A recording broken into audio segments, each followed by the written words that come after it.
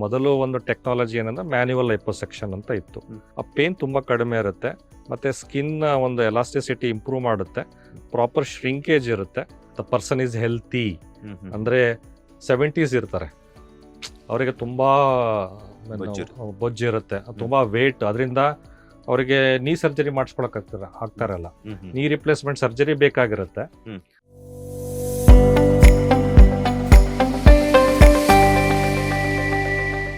S, ಕಲ್ಸ್ and curves ಹಾಸ್ಪಿಟಲ್ನಲ್ಲಿ 20 ವರ್ಷಗಳ ನಿಮ್ಮ ವೃತ್ತಿ ಜೀವನದಲ್ಲಿ ಪ್ಲಾಸ್ಟಿಕ್ ಹಾಗೂ ಕಾಸ್ಮೆಟಿಕ್ ಸರ್ಜನ್ ಆಗಿದ್ದಾರೆ. ಸೊ ಎಷ್ಟು ಕೇಸಸ್ನ ಹ್ಯಾಂಡಲ್ ಮಾಡಿರ್ಬೋದು? ಯಾಕಂತಂದರೆ ಒಂದಕ್ಕಿಂತ ಒಂದು ಕೇಸಸ್ ವಿಭಿನ್ನವಾಗಿರುತ್ತೆ. ಸೊ ಅಂಥ ಒಂದು ಸಂದರ್ಭದಲ್ಲಿ ನಿಮ್ಮ ಎಕ್ಸ್ಪೀರಿಯನ್ಸ್ ಆಗಿರ್ಬೋದು, ಕಾರ್ಯಕ್ಷಮತೆ ಆಗಿರ್ಬೋದು, ಎಷ್ಟರ ಮಟ್ಟಿಗೆ ವರ್ಕ್ ಆಗುತ್ತೆ ಅಂತ? ಸೊ ಈ ಎಸ್ಪೆಷಲಿ ಒಂದು ಮೆಡಿಕಲ್ ಫೀಲ್ಡಲ್ಲಿ ಅಫ್ಕೋರ್ಸ್ ಯಾವುದೇ ಒಂದು ಮೆಡಿಕಲ್ ಡಾಕ್ಟರ್ ಇರಬಹುದು, ಯಾವುದೇ ಒಂದು ಸ್ಪೆಷಾಲಿಟಿ ನಾನು ಹೇಳ್ತಾ ಇರೋದು, ಆ್ಯಂಡ್ ಎಸ್ಪೆಷಲಿ ಸರ್ಜರಿ ಒಂದು ಫೀಲ್ಡಲ್ಲಿ ಎಕ್ಸ್ಪೀರಿಯನ್ಸ್ ಅನ್ನೋದು ತುಂಬ ಮ್ಯಾಟ್ರ್ ಆಗುತ್ತೆ. ಸೊ ಅಂದರೆ ನಾವು ಎಕ್ಸ್ಪೀರಿಯನ್ಸ್ ನಾವು ಆ ಒಂದು ಇಯರ್ಸನ್ನು ನಾವು ಕಳೆದಾಗಲೇ ನಮಗೆ ಆ ಒಂದು ಬೆಸ್ಟ್ ಅಥವಾ ಏನು ಹೇಳ್ತಾರೆ ರಿಸ್ಕ್ ಫ್ರೀ ಅಥವಾ ಸೇಫ್ಟಿ ಮತ್ತು ಬೆಸ್ಟ್ ರಿಸಲ್ಟ್ಸ್ ಎಲ್ಲ ಕೊಡಲಿಕ್ಕೆ ಸಾಧ್ಯತೆಗಳಿರುತ್ತೆ. ಎರಡನೇದು ಒಂದು ಪ್ಯಾಷನ್ ಅಂತ ಇರಬೇಕು. ಅಫ್ಕೋರ್ಸ್ ಇವಾಗ ನಮ್ಮ ಒಂದು ಕಾಸ್ಮೆಟಿಕ್ ಸರ್ಜರಿಯಲ್ಲಿ ಆ ಒಂದು ಸಬ್ ಸ್ಪೆಷಾಲಿಟಿ ಅಂದರೆ ಸಬ್ ಒಂದು ಸೆಕ್ಷನ್ ಅಂದರೆ ಒಬೆಸಿಟಿ. ನಾವು ಅನೇಕ ಕಾಸ್ಮೆಟಿಕ್ ಸರ್ಜರಿಗಳನ್ನು ಮಾಡ್ತಾ ಇರ್ತೇವೆ. ಸೊ ನಮಗೆ ಒಂದು ಸ್ಪೆಷಲ್ ಇಂಟ್ರೆಸ್ಟ್ ಇರೋದು ಈ ಒಬೆಸಿಟಿ ಮ್ಯಾನೇಜ್ಮೆಂಟಲ್ಲಿ. ಸೊ ಹಾಗಾಗಿ ನಾವೇನು ಮಾಡಿರ್ತೀವಿ, ಮುಂಚೆಯಿಂದನೇ ಅದನ್ನು ಹೆಚ್ಚು ಫೋಕಸ್ ಮಾಡಿ ಒಂದು ಅಂದಾಜಿನ ಪ್ರಕಾರ ಒಂದು 4,500 to 5,000 ಒಂದು ರೇಂಜಲ್ಲಿ ನಾವು ಈ ಓನ್ಲಿ ನಾನು ಹೇಳ್ತಾ ಇರೋದು ಲೈಪೋಸೆಕ್ಷನ್ ಕೇಸ್ಗಳನ್ನು ನಾವು ಮಾಡಿರ್ತೀವಿ ಸೋಫಾರ್ ಅಂತ. ಅಲ್ಲಿಗೆ ಏನಾಗುತ್ತೆ, ಆನ್ ಆನ್ ಆವ್ರೇಜ್ ಆಫ್ ಒಂದು 3 cases ಅಥವಾ 2 to 3 cases ಪರ್ ವೀಕ್ ಇರುತ್ತೆ ನಮ್ಮದು, ಆನ್ ಆನ್ ಆವ್ರೇಜ್ ಹೇಳ್ತಾ ಇದ್ದೀವಿ. ಸೊ ಮೋರ್ ದೆನ್ 20 yearsಯಿಂದ ನಾವು ಮಾಡ್ತಾಯಿದ್ದೀವಿ. ಸೊ ಇಲ್ಲಿ ನಾನು ನೋಡಿರೋ ಒಂದು ವಿಚಾರಗಳೇನು ಅಂದರೆ, ಅಫ್ಕೋರ್ಸ್ ಮೊದಲು ಒಂದು ಟೆಕ್ನಾಲಜಿ ಏನಂದರೆ ಮ್ಯಾನ್ಯುವಲ್ ಲೈಪೋಸೆಕ್ಷನ್ ಅಂತ ಇತ್ತು, ಅಥವಾ ನಾವು ಮೆಕ್ಯಾನಿಕಲ್ ಅಥವಾ ಮ್ಯಾನ್ಯುವಲ್ ಅಂತ ಹೇಳ್ತೀವಿ. ಇವಾಗೆಲ್ಲ ಟೆಕ್ನಾಲಜಿ ತುಂಬ ಇಂಪ್ರೂವ್ಮೆಂಟ್ಸ್ಗಳಾಗಿದೆ. ಸೊ ಆ ಇಂಪ್ರೂವ್ಮೆಂಟ್ಸ್ ನಾವು ಟೈಮ್ ಟು ಟೈಮನ್ನು ನಾವು ಅದು ಅಡಾಪ್ಟ್ ಮಾಡ್ಕೊಂಡಿದ್ದೀವಿ. ಫಾರ್ ಎಕ್ಸಾಂಪಲ್ ವೇಸರ್ ಲೈಪೋಸೆಕ್ಷನ್ ಅಂತ ಇರುತ್ತೆ. ಸೊ ನಾವು ಅದು ಯಾವಾಗ ಅದು ಇಂಟ್ರಡ್ಯೂಸ್ ಆಯಿತು ಮತ್ತು ಅದ್ರದ್ದು ಸೇಫ್ಟಿ ನಮಗೆ ಕನ್ಫರ್ಮ್ ಆಯಿತು ನಮಗೆ, ಸೊ ಅವಾಗಿಂದ ನಾವು ಅದನ್ನು ಇಂಟ್ರಡ್ಯೂಸ್ ಮಾಡ್ಕೊಂಡು ಉಪಯೋಗ ಮಾಡ್ತಾಯಿದ್ದೀವಿ. ಆ ಬೆನಿಫಿಟ್ಸು ಕೂಡ ಪೇಷಂಟ್ಸ್ಗಳಿಗೆ ಕೊಡ್ತಾ ಇದ್ದೀವಿ. ಸೊ ಏನು ಬೆನಿಫಿಟ್ಸ್ ಅಂದರೆ, ಆ ಪೇನ್ ತುಂಬ ಕಡಿಮೆ ಇರುತ್ತೆ, ಮತ್ತು ಸ್ಕಿನ್ ಒಂದು ಎಲಾಸ್ಟಿಸಿಟಿ ಇಂಪ್ರೂವ್ ಮಾಡುತ್ತೆ, ಪ್ರಾಪರ್ ಶ್ರಿಂಕೇಜ್ ಇರುತ್ತೆ, ಪ್ರಾಪರ್ ಕಾಂಟೂರಿಂಗ್ ಇರುತ್ತೆ ಅಂತ ಒಂದು. ಅದೇ ರೀತಿ ಪವರ್ ಅಸಿಸ್ಟೆಡ್ ಲೈಪೋ ಅಂತ ಒಂದಿರುತ್ತೆ. ಸೊ ಇವೆಲ್ಲ ಟೆಕ್ನಾಲಜೀಸ್ಗಳು.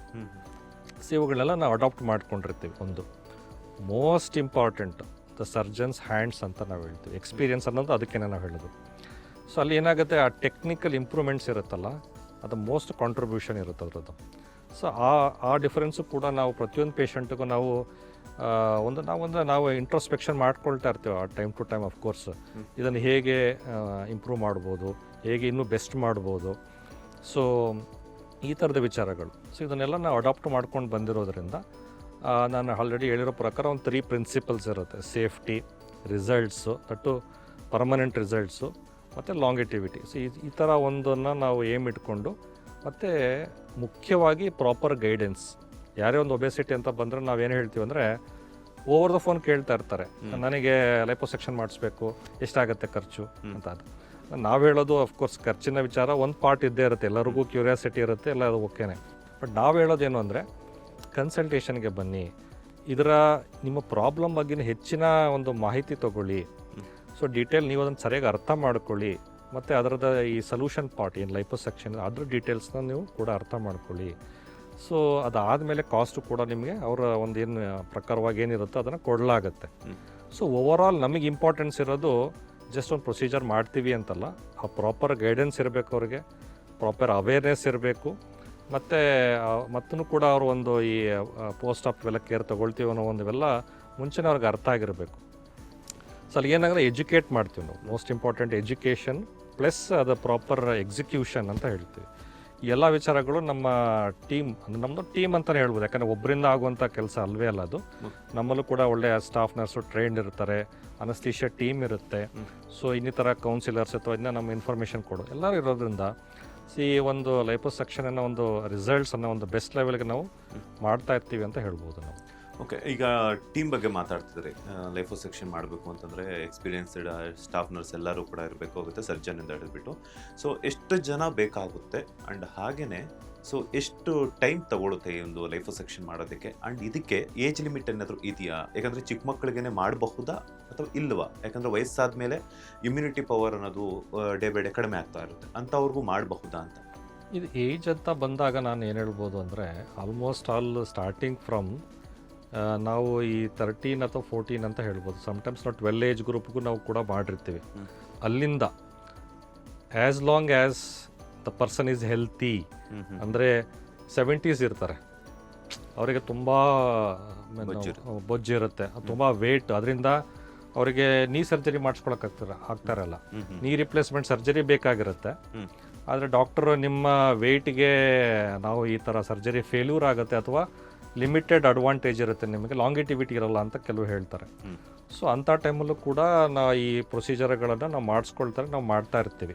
ಅಫ್ಕೋರ್ಸ್ ಮೆಜಾರಿಟಿ ಬರೋದು ಮಿಡ್ ಏಜ್ ಗ್ರೂಪಲ್ಲೇ, ಆಲ್ಮೋಸ್ಟ್ ಅಂದರೆ 18-20 ಒಂದು 40 ಅಥವಾ 50 ತನಕ ಮೆಜಾರಿಟಿ ಮಾರ್ತದೆ. ಸೊ ನಾವು ಈ 12-13 ಏಜಿಂದನೇ ನಾವು ಮಾಡ್ಬೋದಾಗಿರುತ್ತೆ. ಏನಕ್ಕೆ ಅಂತ ನಾವು ಅರ್ಲಿ ಏಜಲ್ಲಿ ಯಾಕೆ ಮಾಡಲ್ಲ ಅಂತ ಹೇಳಿದ್ರೆ, ಈ ಪಿಯರ್ ಗ್ರೂಪ್ ಅಂತ ಹೇಳ್ತೀವಿ ನಾವು, ಅಂದರೆ ಫ್ರೆಂಡ್ಸ್ಗಳು ಈ ಕೀಟ್ಲೆ ಮಾಡೋದೆಲ್ಲ ಶುರು ಆಗದೆ ಯಾರಿಗೆ ಅವ್ರಿಗೊಂದು ಸ್ವಲ್ಪ ಈ ಅವೇರ್ನೆಸ್ ಬಂದಾಗ್ಲೇ.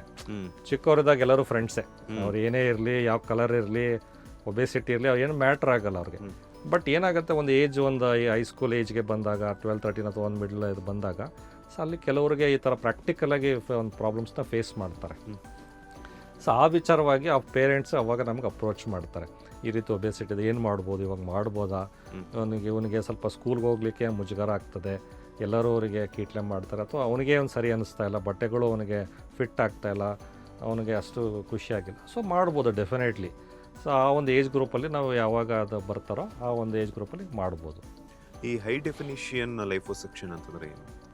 ಅಂದರೆ ಹೇಳಿದ್ರೆ, ಈ ಒಬೆಸಿಟಿಯಲ್ಲಿ ಮೈಲ್ಡ್, ಮಾಡ್ರೇಟ್ ಅಥವಾ ಸಿವಿಯರ್ ಅಥವಾ ಮಾರ್ಬಿಡ್ ಒಬೆಸಿಟಿ ಅಂತ ಹೇಳ್ತೀವಿ. ಇನ್ನೊಂದು ಸೂಪರ್ ಒಬೆಸಿಟಿ ಅಂತಲೂ ಕೂಡ ಇದೆ. ಅಂದರೆ ಈ ಬಾಡಿ ಮಾಸ್ ಇಂಡೆಕ್ಸಿನ ಅನುಗುಣವಾಗಿ ಈ ವ್ಯತ್ಯಾಸಗಳು ಬರ್ತಾ ಹೋಗುತ್ತೆ. ಕ್ಲಾಸಿಫಿಕೇಷನ್ ಅಂತ ಕ್ಯಾಟಗರೀಸ್ ಅಂತ ಹೇಳ್ತೀವಿ.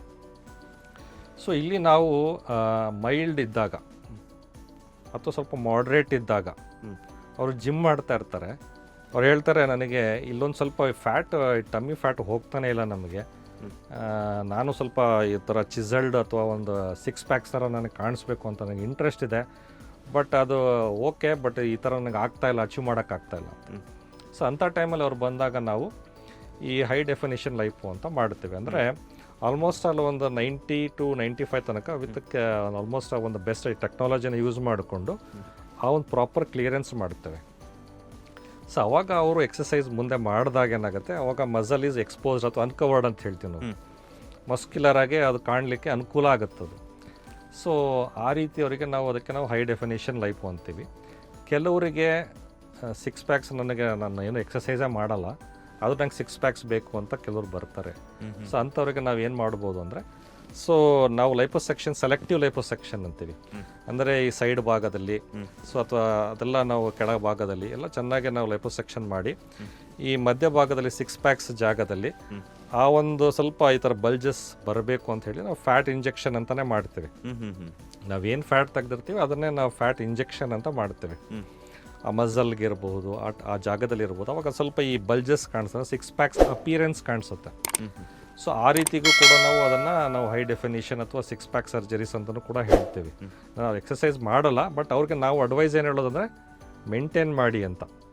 ಅಟ್ಲೀಸ್ಟ್ ನೀವು ಅದನ್ನು ಮೇಂಟೈನ್ ಮಾಡಿ ಅಂತ, ಅಚೀವ್ ಮಾಡೋಕ್ಕಾಗದೇ ಇರ್ಬೋದು, ಮೇಂಟೈನ್ ಮಾಡಿ ಅಂತ. ನಾವು ಅಚೀವ್ ಮಾಡ್ತೀವಿ, ಆದರೆ ನಮಗೆ ಸ್ವಲ್ಪ ಏನಿದೆ ಫ್ಯಾಟನ್ನು ಕ್ಲಿಯರ್ ಮಾಡಿಕೊಡಿ ಅನ್ನೋರಿಗೆ ನಾವು ಈ ಹೈ ಡೆಫಿನಿಷನ್ ಲೈಪೋಸೆಕ್ಷನ್ ಮಾಡಿ. ಲೇಟೆಸ್ಟ್ ಹಾಗೂ ಇಂಟ್ರೆಸ್ಟಿಂಗ್ ಸುದ್ದಿಗಳಿಗಾಗಿ ಬಾಸ್ ಟಿವಿ ಕನ್ನಡ ಚಾನೆಲ್ನ ಸಬ್ಸ್ಕ್ರೈಬ್ ಮಾಡಿ, ಹಾಗೆಯೇ ಬೆಲ್ ಐಕಾನ್ ಪ್ರೆಸ್ ಮಾಡಿ. ಇದರ ಜೊತೆಗೆ ಫೇಸ್ಬುಕ್, ಇನ್ಸ್ಟಾಗ್ರಾಮ್, ಎಕ್ಸ್ನಲ್ಲೂ ಮಿಸ್ ಮಾಡದೆ ಫಾಲೋ ಮಾಡಿ.